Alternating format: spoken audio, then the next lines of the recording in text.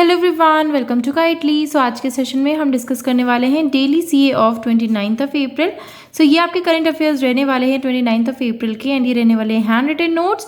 So let me know in the comment section कि आप लोगों को ये सेशंस कैसे लग रहे हैं, बिकॉज मैं पहले पीपीटी देती थी एंड आप लोगों के साथ में अब शेयर करती हूँ हैंड रिटन नोट जो कि डिटेल्ड होते हैं, और इसमें स्टैटिक जीके भी कवर करती चलती हूँ कैटेगरी वाइज। ऑल्सो अगर आप चाहते हैं कि इस पूरी सेशन का पीडीएफ भी मिले तो हमारे टेलीग्राम चैनल का लिंक डिस्क्रिप्शन बॉक्स में गिवन है, वहाँ जाकर के आप ज्वाइन कर सकते हैं टेलीग्राम चैनल, जो कि आपको डिस्क्रिप्शन बॉक्स में मिल जाएगा। वहाँ पे डेली पीडीएफ अपलोड कर दूंगी।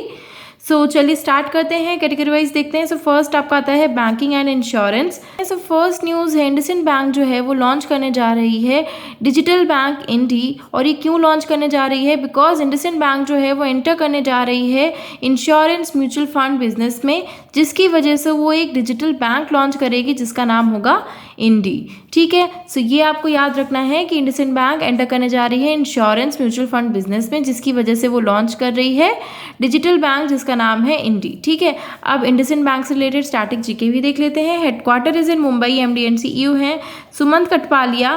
टैगलाइन है we make you feel richer. ठीक है, ये रहा आपका इंडसइंड बैंक से रिलेटेड।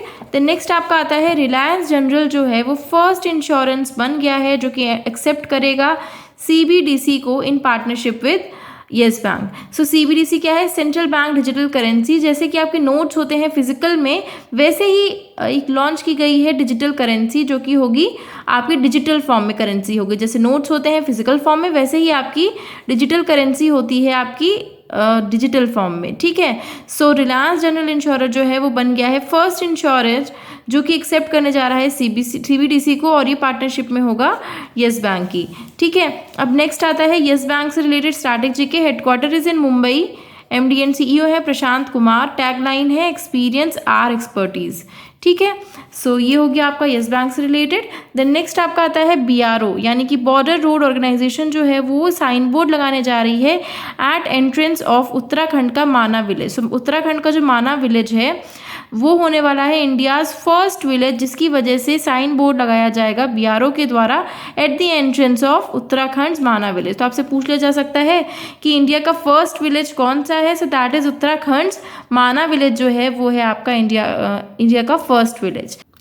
द नेक्स्ट न्यूज़ है अमित शाह जो है वो लॉन्च करने जा रहे हैं इफ्को का नैनो डीएपी फर्टिलाइजर। सो नैनो डीएपी फर्टिलाइजर यानी कि आपका डाई अमोनिया फर्टिलाइजर जो है वो होने वाला है आपका इफ्को का, जो कि लॉन्च किया जा रहा है अमित शाह जी द्वारा। सो आपको याद रखना है अमित शाह लॉन्च करने जा रहे हैं इफ्को का nano di ammonia phosphate fertiliser. ठीक है, द नेक्स्ट न्यूज़ है ऑस्ट्रेलिया, ये आपकी इंटरनेशनल न्यूज़ होगी। ऑस्ट्रेलिया जो है वो होस्ट करने जा रही है third quad summit. So third quad summit जो है वो किसके द्वारा होस्ट किया जा रहा है? वो होस्ट किया जा रहा है ऑस्ट्रेलिया के द्वारा, और ये कहाँ पे होगा? सिडनी में होगा।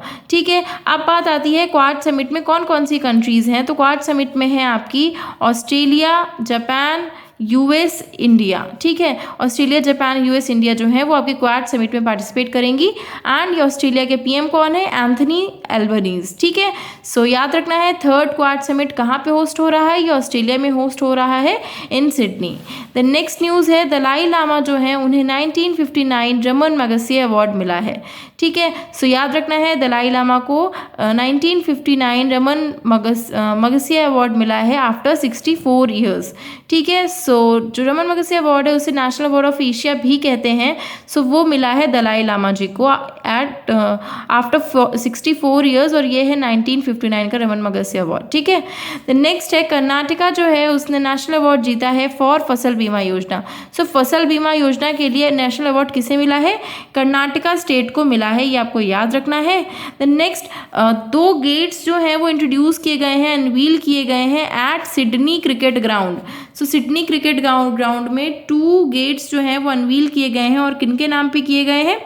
सचिन तेंदुलकर जो कि इंडिया के हैं एंड ब्रायन लारा जो कि वेस्ट इंडीज़ के हैं, इनके नाम पे 2 गेट्स जो हैं वो इंट्रोड्यूस किए गए हैं एट सिडनी क्रिकेट ग्राउंड। ठीक है, द नेक्स्ट है रतन टाटा जो हैं उन्हें अवार्ड दिया गया है हाईएस्ट सिविल ऑनर। ठीक है, so highest civil honour of Australia का अवार्ड दिया गया है रतन टाटा जी को। सो याद रखना है हाईएस्ट सिविल ऑनर अवार्ड जो है ऑस्ट्रेलिया का वो किन्हें दिया गया है? रतन टाटा जी को दिया गया है।